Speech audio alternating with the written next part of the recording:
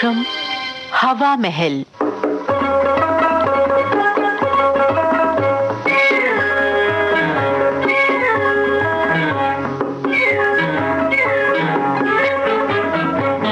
आज के हवा महल कार्यक्रम में दोस्तों आपको सुनवाते हैं नाटक मेरे दत्तक पिताजी। मूल मराठी लेखक CV जोशी, रूपांतरकार प्रभा भावे और इसका निर्देशन किया है मुख्तार अहमद ने। तो आइए सुनते हैं नाटक मेरे दत्तक पिताजी।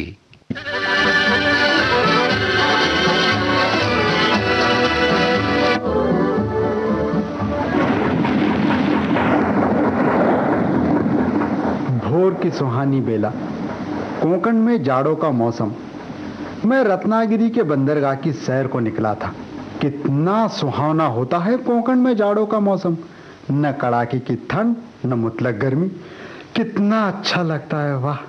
मैं हर साल इन्हीं दिनों में रत्नागिरी आता और बाप दादा की जायदाद में अपने हिस्से के नारियल के एक पेड़ और कटहल के पेड़ की एक डाल की पैदावार के मुबलग पैसे वसूल करा ले आता। अपने बाप दादा की जायदाद में अपने इस अकलौते बेटे को हिस्सा दिलाने के लिए मेरे स्वर्गवासी पिताजी ने 8 साल तक मुकदमा लड़ा था और अब वसूली के लिए यहाँ आने में मुझे भी हर साल खर्च करने ही पड़ते हैं। लेकिन और उपाय ही क्या है? स्वर्गीय पिताजी की इच्छा और अपने अधिकार की रक्षा क्या मैं अपने कर्तव्य से मोड़ सकता हूँ? मेरी तरफ से जरा भी ढील हुई तो क्या मेरे स्वर्गीय पिताजी की आशाओं पर पानी न फिर जाएगा?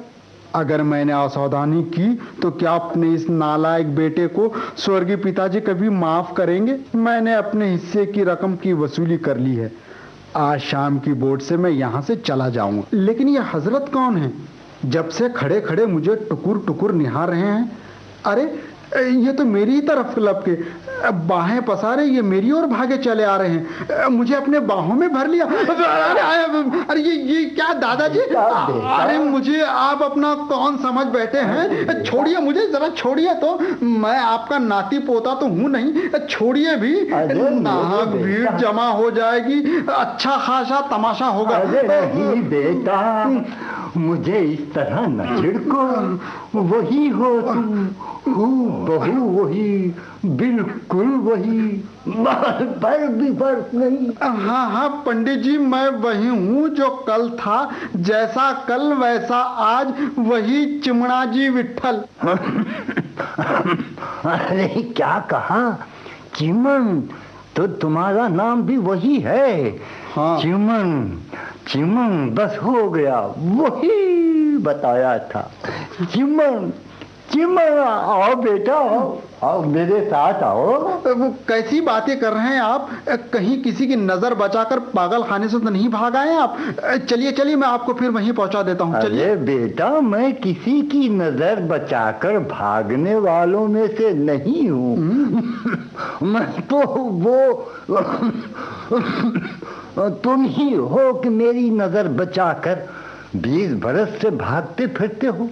मेरे बड़े भाग्य के कल रात ही श्री गुरुदेव स्वप्न में आकर कह गए। क्या कह गए? अरे तेरा बेटा कल सवेरे तुझे अवश्य मिलेगा। मैंने पूछा, पर मैं उसे कैसे पहचानूंगा? तब गुरुदेव ने स्वप्न में मुझे तुम्हारे दर्शन कराए। कहा, लो अच्छी तरह पहचान लो। मैं टुकुर टुकुर तुम्हें निहारता रहा और गुरुदेव आदेश देकर अदृश्य हो गए। आहा, वही मनोहर मूर्ति, वही हूँ बहू, वही बिल्कुल वही। पर अब चलो बेटा, घर चलो। हाँ, रास्ते के लोग ताकने लगेंगे। ये कोंकण है बेटा, यहाँ लोगों की निगाह बड़ी पैनी और नजर बहुत चौकस होती है। चलो बेटा, अब घर चलकर ही बात करेंगे। चलो।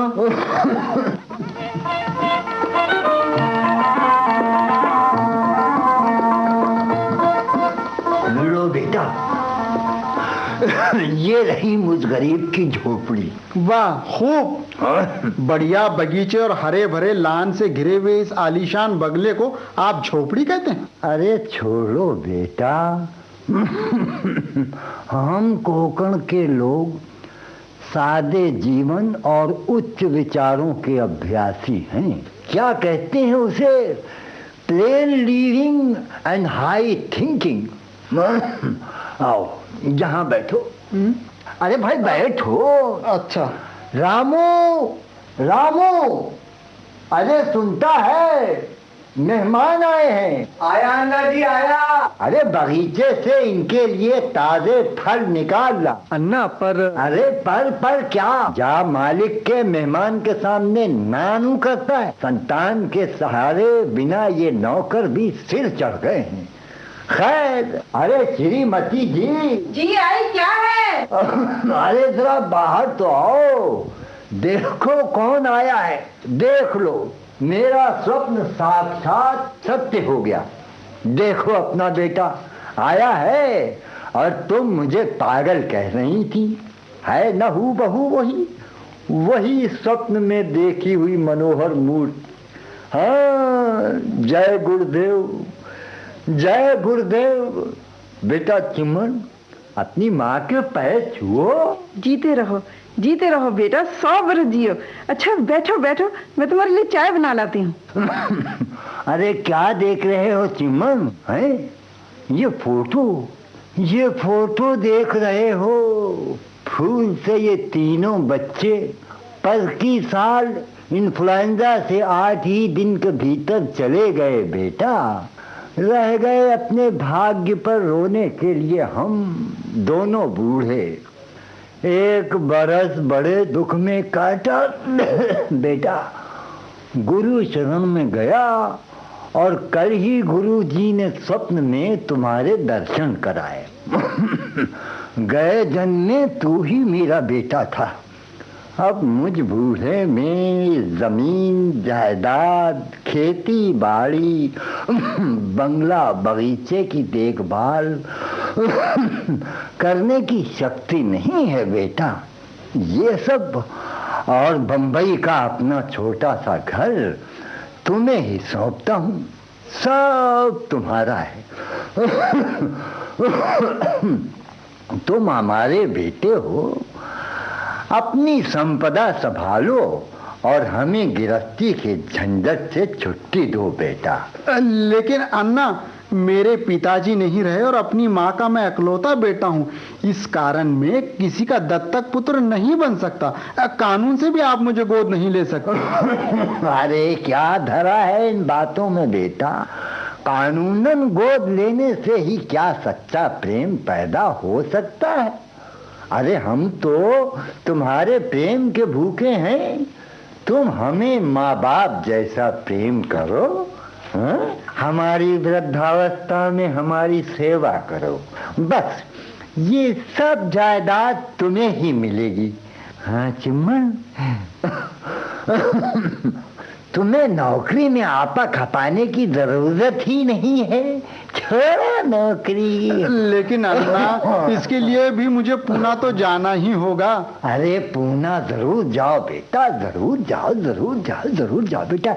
लेकिन तुम्हारे बिना हमसे रहा न जाएगा। हाँ, बात ये है चिम्मन कि मैं तो भैया दमे का पुराना मरीज हूँ।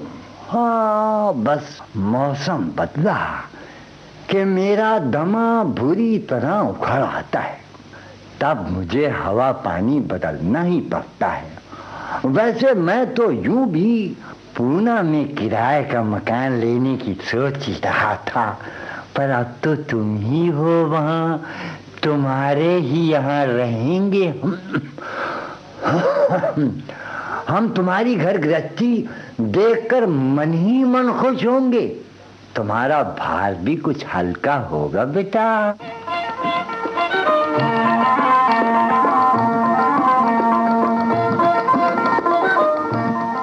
मैं पूना पहुंचा और माताजी को पूरा हाल बता दिया। वो बोली, संभल कर कदम रखो बेटा, मुझे तो दाल में काला नजर आता है। हम गरीबों को जमीन जायदाद की लालच में नहीं पड़ना चाहिए। और बेटा, वो लोग भले हों भी तो भी देख पराई चूपड़ी मत ललचावे जी। अरे रूखा सूखा खाए के ठंडा पानी पी बेटा। लेकिन माँ, मैं तो किसी के पीछे नहीं पड़ा था, वही मेरे पीछे पड़े हैं। और गरीबी और महंगाई के इस जमाने में मुझे किसी की जायदाद मिल गई तो हमारे कष्ट भी दूर होंगे। अन्ना और माँ यहाँ आ रहे हैं, हमें उनको खूब खातिर करनी चाहिए। हाँ,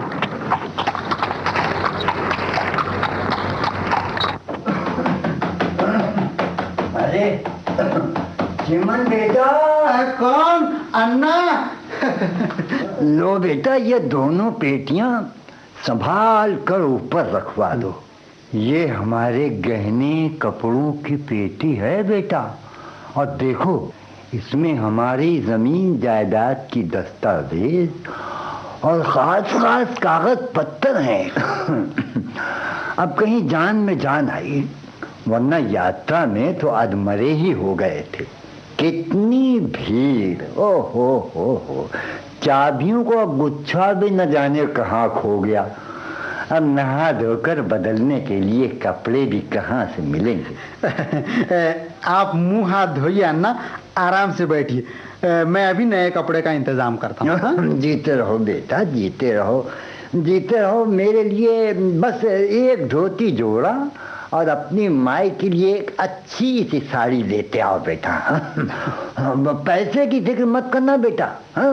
और हाँ, वो चाबियों का दूसरा गुच्छा भेजने के लिए रत्नागिरी को भी तार भेजना होगा। 2 महीने बीत गए, अन्ना और माई की तबीयत सुधरती रही और मेरी हालत और घरेलू परिस्थिति बिगड़ती गई। माँ से यह न देखा गया, वो बोली, अरे चिमन, तेरे ये दत्तक माता पिता तो सिर पर ही चढ़े चले आ रहे हैं। शेर शेर दूध पीते हैं, सांझ सवेरे फल मिठाई और हलवा पूरी उड़ाते हैं। तो मेरी बात मान चिमन, चुपचाप रत्नागिरी चला जा और वहां जाकर अच्छी तरह पता लगा कि मामला क्या है। ससुर जी से रुपये उधार लेकर मैं रत्नागिरी गया। असलियत जानकर मैं सन्न रह गया। इतना झूठ, इतना फरेब। मैं पुनः वापस आया, गुस्से के मारे मैं आपे से बाहर था। कहाँ है वो बदमाश अन्ना? तेरे जाने के दूसरे ही दिन वो लोग भी रत्नागिरी चले गए। बोले चिमन बेटा ने तार देकर बुलाया है, संदूकें ऊपर पड़ी हैं। हो न हो इसमें चोरी का सामान है माँ। वो इस घर का मालिक नहीं, नौकर था, लेकिन उसकी पेटियां तो है ही। चाबियां न मिले तो क्या हुआ, मैंने तोड़ूंगा। हाँ, पोस्टमैन।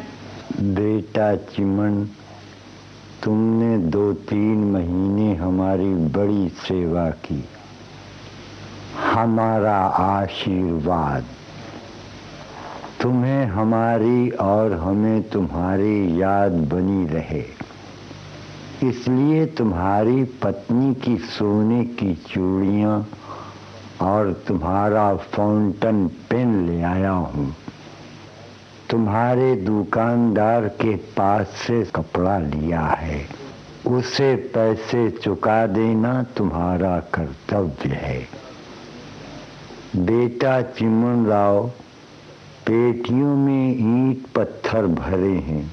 जब तुम अपना खुद का मकान बनवाओ, इनका जरूर उपयोग करना। हम दोनों सकुशल हैं और तुम जैसे किसी और सुपुत्र की खोज में हैं जो हमें अपना दत्तक पिता बना ले।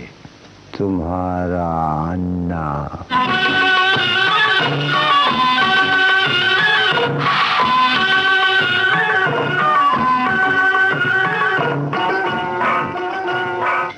तो ये था नाटक मेरे दत्तक पिताजी। मूल मराठी लेखक सीवी जोशी, रूपांतरकार प्रभा भावे और इसका निर्देशन किया मुख्तार अहमद ने। अभी आप सुन रहे थे विविध भारती की प्रस्तुति।